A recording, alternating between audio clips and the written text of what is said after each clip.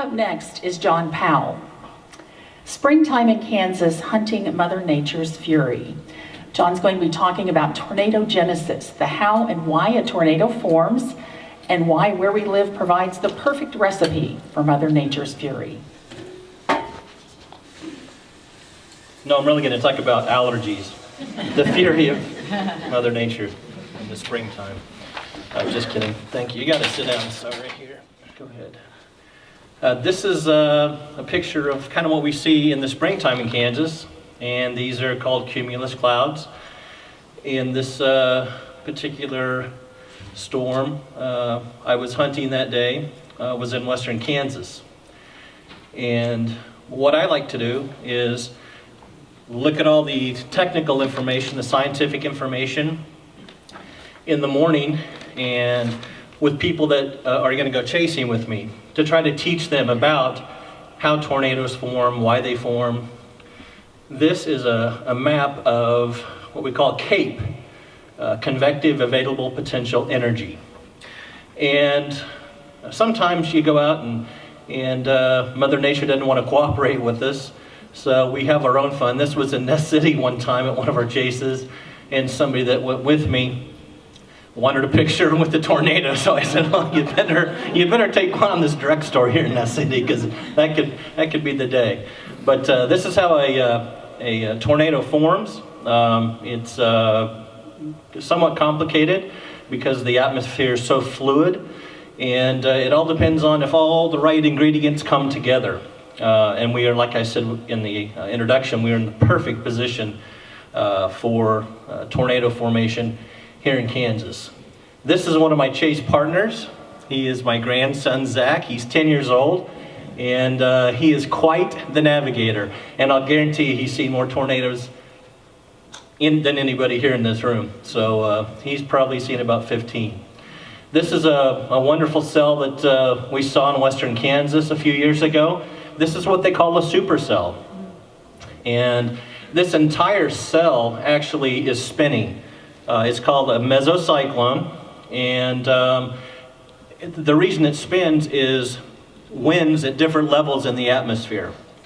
The next image, this is an image of a mesocyclone collapsing.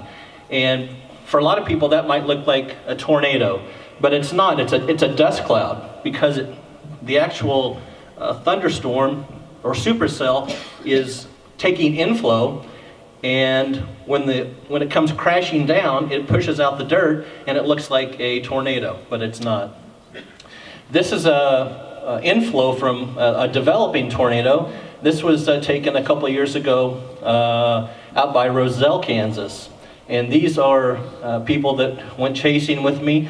They actually won the chase. I donate a chase to the Boys and Girls Club every year, and they were lucky enough to be on this chase. And for 6 hours, we didn't do much. We found the boundaries, and then this awesome piece of Mother Nature developed.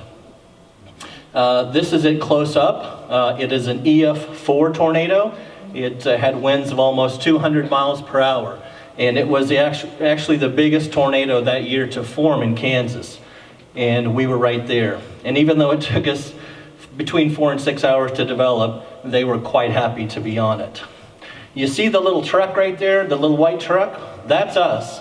And each one of those rings is 5 miles.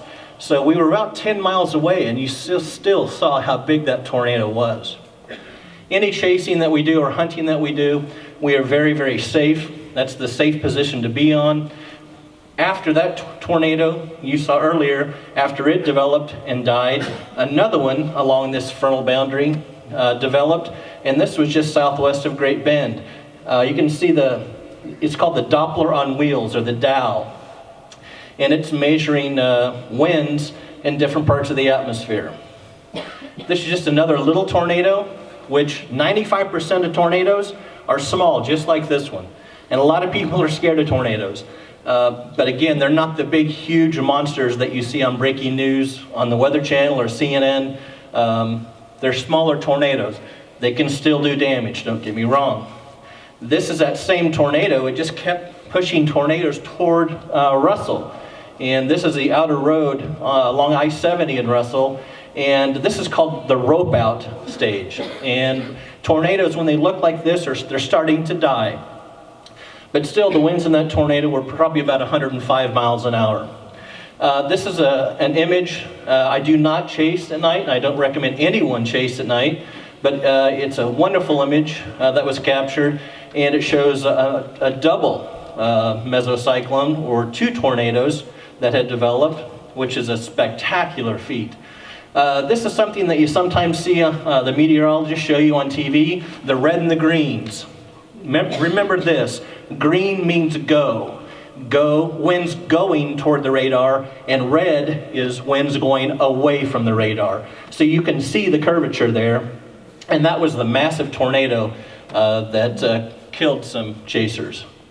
Low pressure areas that develop, when they're fully developed, they look like this. This is called a comma head. And on the northwest side of it, there's snow. But as you see the black area in the middle, that's warm, dry air. And then in front of it, as you can see right here, between the red, those are thunderstorms that develop. And this is actually a picture from December 14th when a tornado did set down in Harper County, just south of Reno County, and it was on the ground for 5 miles.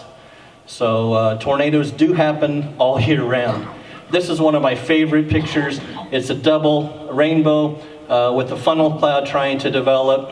It happened that same day of the Roselle tornado. Just a beautiful, beautiful sight. And let's see, what is the next image? Bingo, Weather Watchers. Weather Watchers, if you love to learn about weather, Weather Watchers is a Facebook page. It's statewide. We have close to 10,000 followers. We teach about weather, so you don't have to go out. You don't have to be afraid of it. And because many people come to us and tell us they're afraid of it, there's nothing to be afraid of if you know what you're looking at and talking about. Thank you.